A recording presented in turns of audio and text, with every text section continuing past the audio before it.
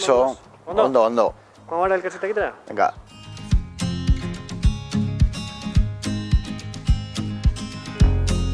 Lehenik eta behin, nor da Pablo Gómez Lara eta zergatik hautatu du Tokio?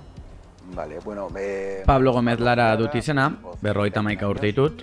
Bigarren semea jaio zenean Bilbotik hona etorri ginen bizitzera. Landa eremua gustatzen zait, biologoa naizelako eta nire lan ibilbidea farmaziaren munduan garatu dudalako. Zergatik ekarri zaituztedan ona? Izugarrizko beroa egiten du eta beste leku batera eraman nahi zintuztedan. Aritz oso handiak dituena eta bankuak. Askotan bertan geratzen naiz gitarra jotzen edo paseo bat ematera joaten naiz. Osasun arazoa dela eta paseo ugari eman behar ditut. Leku aukeratu dut bero handia egiten duelako eta uste dut leku egokia zela elkarrizketa egiteko, besterik gabe. Elkarrekin Podemosen programaren barruan, zeintzuk dira lan ildo nagusiak? Gure lau proposamen nagusiak azalduko dizkizut. Horietako bat, energiaren gaiarekin dago lotuta. Eoliko batzuk egin nahi dituzte eta gu horren aurka gaude. Proposatzen duguna da udal mailan autokontsumoa sustatzea, bai udal eraikinetan plaka fotovoltaikoak jarrita eta baita auzokideei beren autokontsumo metodoak jar ditzaten errastuz, izan fotovoltaikoak, etxe turbinak eta bar. Hori da gure neurri garrantzitsuena eta honegatik heldu naiz ni ona. Sustatu nahi dituzten makroeolikoen aurka egoteagatik, alegia. Y por lo que yo he llegado aquí, que he llegado por el tema de estar en contra de las macroeólicas que quieren impulsar. Bigarrena, lehen sektorea indartzea eta belaunaldi aldaketa bermatzea litzateke. Honetarako, sektorearekin lotutako lanbide ikastaroak egitea, salmenta puntuak sortzea eta ekoizleen arteko kooperatibitatea sustatzea.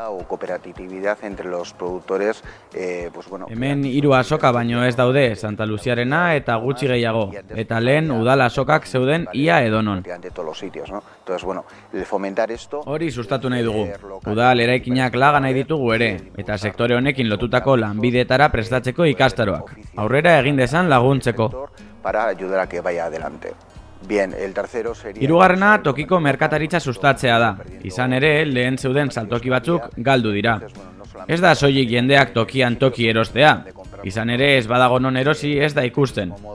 Baizik eta lehen sektorean bezala, udal lokalak jartzea lehen sektorera bideratutako enpresa aztegiak egiteko edo beste edozein negozio mota aurrera atera nahi duten ekintzaileentzako.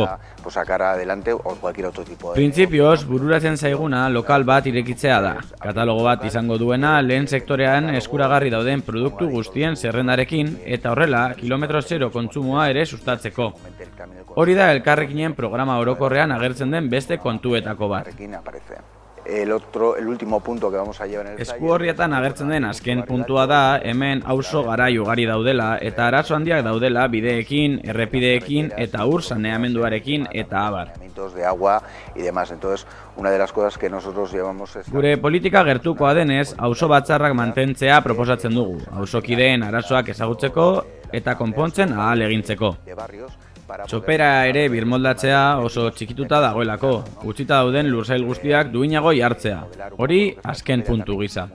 Muy machacada y bueno, pues todo lo que los terrenos que pueda haber más abandonados, pues también ponerlo un poco pues más digno, ¿no? Eso, pues un poco como punto último. Euskararen esparruan zer proposatzen du Elkarrekin Podemosek orasko? Elkarrekin Podemosek sustatu nahi dituen proposamenen laburpenean, 19. puntuan euskarari egiten dio erreferentzia. Zehazki, lehen aipatu dudan bezala, doakotasuna bilatzen dugu garraioan, osasunean eta abar, eta euskararen kasuan berdin.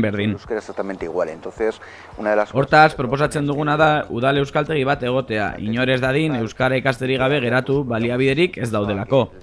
Hori alde batetik eta bestea gure ustako ideia dena honakoa da. Kontua da hemen oso gutxi ikusten dugula elkar. Biztanleak oso sakabanatuta daudelako. Orduan, ekintzak egin nahi ditugu euskara menperatzen dutenek besteekin partekatzeko.